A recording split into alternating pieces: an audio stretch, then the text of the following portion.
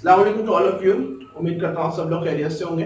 हमने पिछला जो टॉपिक था वो कवर किया था 2.1 का, और अब 2.2 हम लोग स्टार्ट करने के लिए जा रहे हैं। तो 2.2 वैसे तो क्योंकि एक्सरसाइज है पूरी, लेकिन उससे पहले कुछ ऐसी चीजें जो हमें उसके लिए समझनी होंगी, जैसे कि exponent, law of product of a power and law of power of a product. अच्छा, ये क्या चीज है? एक्सपोनेंट क्या है? देखें, एक्सपोनेंट हमें पता है पावर को कहते हैं। पावर का मतलब ये होता है कि अगर किसी भी नंबर के ऊपर छोटी सी एक हिंसा लिखा हुआ है, 1 2 3 4 जो भी लिखा हुआ है ABCD, वो पावर होती है।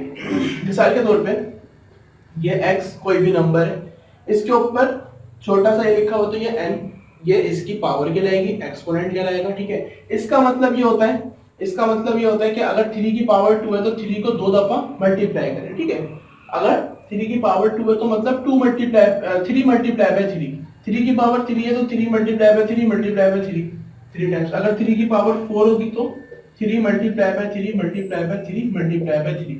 इसी तरीके से कोई किसी भी चीज की पावर जितनी होगी, जैसे अगर 3 की बजाय 4 हो और 4 की पावर ऑफ 5, तो वो बराबर होगा 4 multiply by 4 multiply by 4 multiply by 4 and multiply by 4। 1 2 3 4 5, 5 times. इसका मतलब ये है कि इनको मल्टीप्लाई कर दो। सिमिलरली अगर किसी की पावर a की पावर 3 है, इसका मतलब है कि a को 3 टाइम्स मल्टीप्लाई करना है। ठीक है जी, ये तो हमारी हो गई पावर्स, एक्सपोनेंट। और एक्सपोनेंट के बारे में अगर बताया जाए तो ये कि अगर लिखा हुआ है, यहाँ पे दिखा देंगे, अगर लिखा हुआ है 3 की पावर -4, इट्स मीन ये माइनस की जो पावर है ना वो प्लस की कैसे होगी? जब रेसिप्रोकल लेंगे, यानी कि ये पावर ये नीचे थी, डिनोमिनेटर में था, और ये ऊपर आ गया, यानी 3 की पावर 4 जो नीचे चली जाएगी। कैसे? नीचे तो 1 होता ही है। ठीक है, हम सबको पता है कि कोई भी वर्ड लिखा हुआ है x, जैसे कोई भी नंबर है उसके नीचे 1 होता है, वो प्लस में होता है। ये चीजें लिखते नहीं है ना, 1 नहीं लिखते। अगर x की पावर 1 है वो नहीं लिखेंगे, x अगर प्लस में वो नहीं लिखेंगे, और अपॉन में 1 है वो भी नहीं लिखेंगे। इसी तरीके से अगर 3 लिखा हुआ है, इसका मतलब इसके अपॉन में 1 है, इसकी पावर 1 है और ये प्लस में। लेकिन अगर पावर यहाँ पर हो -4, ठीक है, तो ये बराबर हो जाएगा 1/3 की पावर 4 के। ठीक है, ये चीज अगर पावर माइनस में तो इट्स मीन वो नीचे था, नीचे से उसको ऊपर लाया गया है। ठीक है, ये हमारे पास एक्सपोनेंट का टॉपिक है। ये हमारे पास ये समझने की कुछ एक्सपोनेंट ये चीज होती है। ठीक है, पावर होती है। अच्छा, एक चीज होती है बेस। एक्सपोनेंट बेस पे लगती है। बेस किसे कहते हैं? जिस पे एक्सपोनेंट लगा हुआ हो, वो बेस होती है। यानी कि अगर 7 लिखा हुआ है और पावर 2 लिखा हुआ है, ये जो है हमारा एक्सपोनेंट है, वो ये जो है हमारी बेस है, सॉरी, ये हमारी बेस है और ये हमारा एक्सपोनेंट है। ठीक है, अब हम चलते हैं बिना वक्त जाया करें law of product of power पे। Law of product of power हमें क्या बताता है कि अगर पावर्स लगी हुई है और वो मल्टीप्लाई हो रहा है, यानी कि a की पावर 5 मल्टीप्लाई हो रहा है a की पावर 2 से।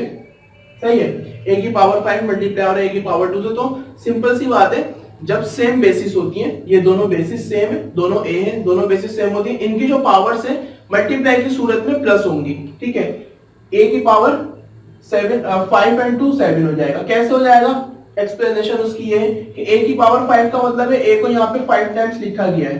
ठीक है, a को 5 टाइम 1 2 3 4 5 में मैंने लिख दिया, और उस वाले a को मल्टीप्लाई में a को 2 टाइम्स लिखा गया है। ये सारे मिलके बनेंगे a की पावर 7 दफा।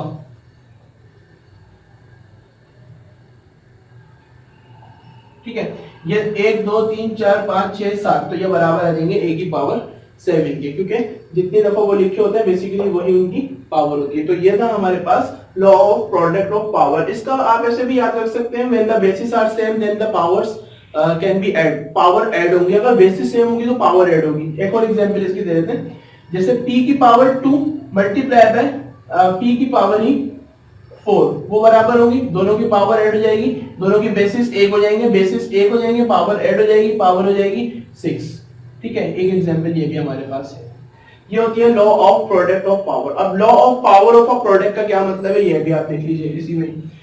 मिसाल के तौर पे a मल्टीप्लाई हो रहा है b से, और इन सब की पावर है 5, होल पावर है 5।